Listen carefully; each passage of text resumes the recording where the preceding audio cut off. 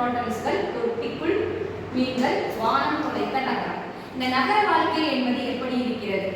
ஏன்னா எல்லாரும் என்ன பண்றோம், எங்க பார்த்தாலும் கட்டிடங்களை எழுப்பி இயற்கைக்கான ஒரு சூழலே இல்லாமல் இருக்கக்கூடிய இடம் தான் நகரம் அப்படின்னு சொல்றாங்க. கதவை திறந்து அடுத்த வீட்டு வாசப்படியில போய் முட்டணும், அந்த அளவுக்கு தான் இடைவெளி இல்லாமல் என்ன பண்றோம், வீட்டை கட்டி வச்சிருக்கோம். அப்ப அந்த இடங்கள்ல நம்ம என்ன பண்ண வேண்டியதா இருக்கு அப்படின்னா, மரம் செடி கொடிகளை இயற்கையோடு இயந்த வாழ்வு வாழ்வதற்கு நம்ம வாழ முடியவில்லை. அதனால என்ன பண்றோம், குட்டி ஒரு பானைக்குள்ள சின்ன சின்ன செடி கொடிகளை வளர்ப்பதற்கான ஒரு சூழலை உருவாக்கிக்கிறோம். அப்ப அதன் மூலம் ஏதாவது பிரச்சனை இருக்கா? அது ஒன்றும் வெறுமனே எதை மட்டும்தான் தரும், அழகை மட்டும்தான் தரும். அது நமக்கு சமூகத்திற்கு பயன்படுமா, தனி மனிதனுக்கு உதவுமா, ஒவ்வொரு மனிதர்களுக்கும் அது தேவையுள்ளதா அப்படின்னா ஒரு கேள்விக்குறிதான். அப்ப அந்த அளவுக்கு நம்ம நகரங்களில் உள்ள வாழ்க்கை என்பது இயற்கையோடு இயந்த வாழ்க்கை இல்லாமல் இருக்கு அப்படிங்கிறதா அந்த குரோட்டன் செடிகளை வச்சு. தொட்டிக்குள் மீன்கள், மீன்கள் ஆத்திலையோ சேத்துலையோ குளத்திலையோ இருந்தால் அது மனிதர்களுக்கு உணவாகவும் அங்கு இருக்கக்கூடிய புழு பூச்சிகளை உண்ணக்கூடிய தன்மையுடையதாகவும், அப்ப நீர்நிலைகளை தூய்மைப்படுத்தி வைத்துக் கொள்வதற்கும் இந்த மீன்கள் பயன்படும் பார்க்கிறோம். ஆனா இந்த இடத்துல தொட்டிக்குள்ள வளர்க்கறதுனால அது இயற்கைக்கும் பயனில்லை, மனிதருக்கும் பயனில்லாத ஒரு சூழ்நிலை உருவாகுது.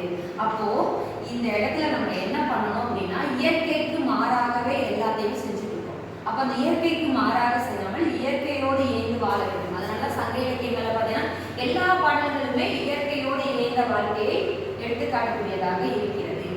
ஆனால் இன்று பார்த்தோம்னா சூழ்நிலை அப்படியே மாறி எல்லாமே ஒரு காட்சி பொருளாக வைத்து பார்க்க வேண்டிய ஒரு சூழல் உருவாயிடுச்சு. எல்லாமே காட்சி பொருள் தான். புரோட்டன்ஸ் காட்சி பொருள்லாம், மீன்கள் காட்சி பொருள்லாம். அப்புறம் என்ன பண்றோம், அழகழகா அங்கங்க தோரணங்கள், பூக்கள் பிளாஸ்டிக்ல கட்டி தொங்க விட்டுறோம். அப்போ எது அழகோ அதை மட்டும்தான் பார்க்கிறோமே ஒழிய அது நமக்கு தேவையானதா தேவையில்லையா அப்படிங்கிறத பத்தி நம்ம என்ன பண்றதில்ல, சிந்திப்பதே இல்லை.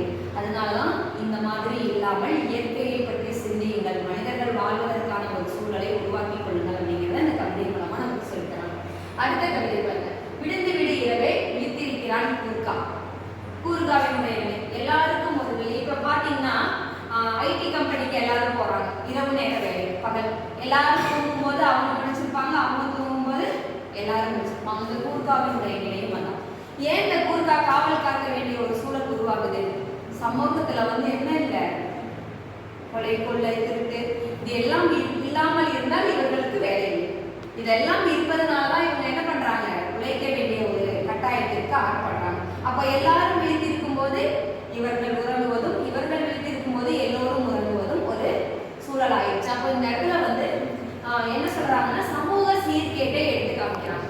சமூக சீர்கேடு ஏன் ஏற்படுகிறது? எல்லாமே மனிதர்களால ஏற்படுது. நம்ம இயற்கையாக என்ன பண்ண தரதில்லை, நமக்கு தேவையில்லாத ஒரு சூழலை உருவாக்கி தருவதில்லை. எல்லாமே மனிதனாக உருவாக்கி கொண்ட சூழல் தான். அப்ப அந்த மனிதனாக உருவாக்கி கொண்ட சூழல் சரியானதாக இல்லை என்றால் ஒரு நிம்மதி இல்லாத வாழ்க்கை தான் ஏற்படும். அப்ப நிம்மதியான வாழ்க்கை என்பது எது, நிம்மதி இல்லாத வாழ்க்கை என்பது எது? ஒரு 10 பேர் இருக்குன்னா 10 பேர் சேர்ந்து கூடி வாழ்ந்தால் கோடி நன்மை சொல்றோமா? அப்ப கூடி வாழ்வதற்கான ஒரு சூழல் இல்லை. ஒரு குடும்பத்தில் இருக்கும்போது தன்னுடைய குழந்தைகளோடு நேரத்தை செலவு பண்ணுவதற்கான வாய்ப்பு அவருக்கு கிடைக்காது. ஏன்? குழந்தைகள் பள்ளிக்கூடம் சென்று விட்டு திரும்பி வீட்டுக்கு வரும்போது அவர் என்ன பண்ணிட்டு இருப்பாரு, தூங்கிட்டு இருப்பாரு. குழந்தைகள் தூங்கும்போது அவர் எதிர்த்து வேலைக்கு போயிடுவார், காலையில வருவார். இப்படி சூழ்நிலை மாற்றம் சமூகத்தில் ஏற்படும் போது ஒரு சுமூகமான சூழல் நிகழாது. அதனாலதான் என்ன சொல்றாங்கன்னா, இயற்கையை தனதாக்கி கொள்ளவும் சமூகத்தை சீர்பட நடத்தி கொள்ளவும் எல்லாமே யாருடைய கையில் இருக்கின்றது அப்படின்னா மனிதர்களுடைய கையில் தான் இருக்கு. அப்ப அந்த மனிதர்கள் என்ன பண்ணணும், இது எல்லாம் புரிந்து கொண்டு இயற்கையோடு இயந்த வாழ்வை மேற்கொள்ள வேண்டும். மனிதர்களை சக மனிதர்களையும் மனிதர்களாக மதித்து அவர்களுக்கு தேவையான வசதிகளை உருவாக்கி கொடுக்க வேண்டும் அப்படிங்கிறதான் இந்த கவிதைகள் மூலமா நம்ம இந்த பகுதியில தெரிஞ்சுக்கிட்டோம். நன்றி. இந்த கைக்கூ கவிதைகள் மூலம் நம்ம இயற்கை பற்றி தெரிஞ்சுக்கிட்டோம். அகதிகளுடைய வாழ்க்கை, அதாவது இருக்கும் இடத்தை விட எல்லா இடத்துல போய் இருந்தோம்னா எந்த மாதிரியான சூழ்நிலை உருவாகும் அப்படிங்கிறத இந்த பகுதி மூலமா தெரிஞ்சுக்கிட்டோம். முதியோர் இல்லங்களுக்கான தேவையே ஏற்படக்கூடாது அப்படிங்கிறதையும் நம்ம தெரிஞ்சுக்கிட்டோம். அதுக்கடுத்து இயற்கையோடு இயந்த வாழ வேண்டும். இயற்கை என்பது வெறும் அழகு பொருளாக மட்டும் இருக்கக்கூடாது அப்படிங்கிறத நம்ம இந்த நகர வாழ்க்கை